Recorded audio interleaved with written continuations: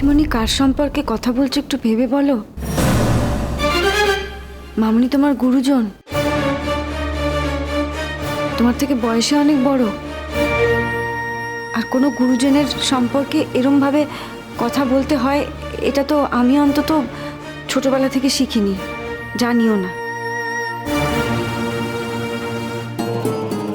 জানি না তুমি কি শিখেছো, তোমার হয়তো এরকম কথা বলার অভ্যেস আছে, কিন্তু আমার শোনার অভ্যেস নেই।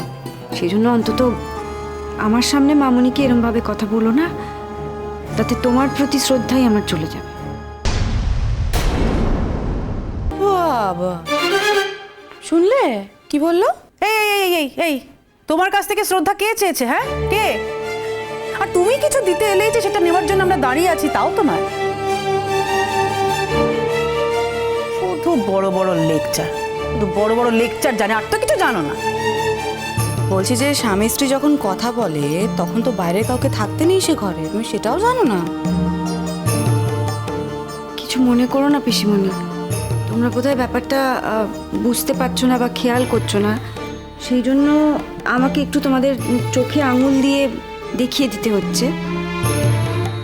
তুমি বললে না যে এই ঘরে কোনো বাইরের লোকই থাকার কথা নয়, তা কোনো বাইরের লোকই যদি এই ঘরে থাকার কথা না হয়, তোমরা আছো যে।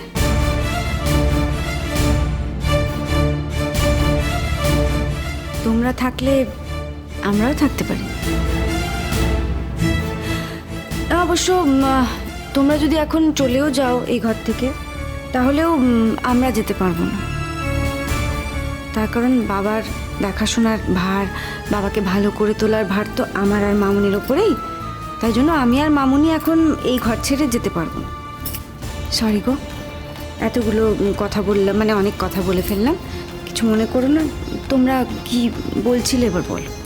দেবজিৎ, আমি দেখতে পাচ্ছি তোমার ডিভোর্সি স্ত্রী আর এই কাজের মেয়েটার সেবায় তুমি সুস্থ হয়ে উঠেছ, ভালো আছো তো। আমি চলে যাচ্ছি, তবে হ্যাঁ, আমি যখন কথাগুলো বলবো শুধু শ্রোতা হয়ে থেকো না, প্রয়োজন হলে কথা বলো। তুমি কোথায় যাচ্ছ সেটা কি জানতে পারি? আপাতত মা বাপের কাছে যাচ্ছি, ওখান থেকে কোর্ট করবো, তারপর দেখি দেখি দেখি বলছিলাম যে প্রথম কথাটা তো বলা হলো, এবার দ্বিতীয় কথাটা বলো। হ্যাঁ, এক্স্যাক্টলি। আরে বাবা, এই কথার মধ্যে তো আর কিছু নেই না, মানে আসল যে কথাটা নড়চড় করানো যাবে না সেটাই বরং বলে ফেলো। দেবজিৎ, আমি ভেবেছিলাম যারা আমার একান্ত নিজের মানুষ, বিশেষ করে আমার ছেলে মেয়ের বাবা, তার সাথে আমি কোনো নোংরা খেলায় নামবো না, কিন্তু এই নোংরা খেলাটা তুমি শুরু করেছো। আইনত আমি তোমার স্ত্রী, কিন্তু তোমার ডিভোর্সি স্ত্রী সবসময় তোমায় আগলে বসে আছে। স্বামী স্ত্রীর ডিভোর্স হয়ে গেলে আর কোনো যোগাযোগ থাকে না তাদের মধ্যে, সাধারণত থাকে না, কিন্তু তোমার ক্ষেত্রে প্রথম থেকে এটা ব্যতিক্রম হয়ে এসছে। প্রথম থেকেই তুমি দুই বউকে নিয়ে থাকতে চেয়েছ। আজ যখন আমি দেখছি তুমি তোমার ডিভোর্সি স্ত্রীকে স্বীকার করছো, মেনে নিচ্ছ, আমাকে তোমার ত্রিসীমানায় আসতে দিচ্ছ না। এরপর তোমার সাথে আমার দেখা হবে একজন বিরোধী পক্ষের লয়ার হিসেবে। আমি তোমার এগেনস্টে কেস করবো দেবজিৎ। আমি তোমাকে কথাটা নাও জানাতে পারতাম, তুমি হঠাৎ একটা নোটিশ পেতে, তারপর ভেবে দেখলাম না, আমার আগেই বলে দেওয়া উচিত। যাই হোক, আমার কথা শেষ হয়ে গেছে, আসছি। কিছু বলবে? কি করেই বা বলবে, যা ভিড় এখানে। তাই না তাই, যেন গাজনের মেলা বসেছে। তাই ভিড়টা তো পরিষ্কার করলেই পারো পিসিমণি। তুমি তো বড়, তুমি শুরু করো, দেখবে তোমার সঙ্গে সঙ্গে আমরাও হাত লাগিয়েছি। তুমি যদি এই এই যে ভিড়টা এটা পরিষ্কার করতে না চাও, তাহলে আমরা আর কি করি বলো? অনেকক্ষণ ধরে তোমার লেকচার শুনছি। কি ভেবেছো বলো তো? দেবজিৎ তোমার প্রতি একটু প্রসন্ন হয়েছে বলে, পুপুল মাথায় চড়িয়েছে বলে তুমি এবারের লোক হয়ে গেছো? আমি যাই মনে করি তাতে তো অন্তত এই মুহূর্তে আপনার কিছু যায় আসে না, কারণ আপনার লড়াইটা এখন বাবার সঙ্গে, তার মধ্যে তো নিশ্চয়ই আমি পড়ি না। তোমাকে না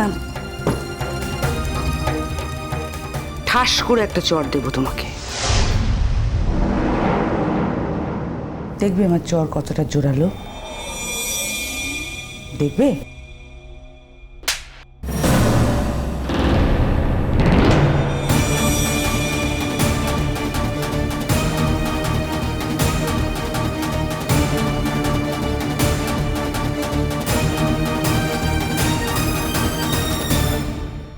এবার কিন্তু আপনি আপনার অধিকারের সীমা লঙ্ঘন করছেন।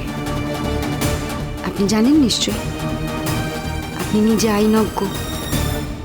কোনো অধিকারেই আপনি আমাকে নিগ্রহ করতে পারেন না। আমি কোনোদিন রুখে দাঁড়াইনি, তার মানে এই নয় যে আমি আজও রুখে দাঁড়াবো না।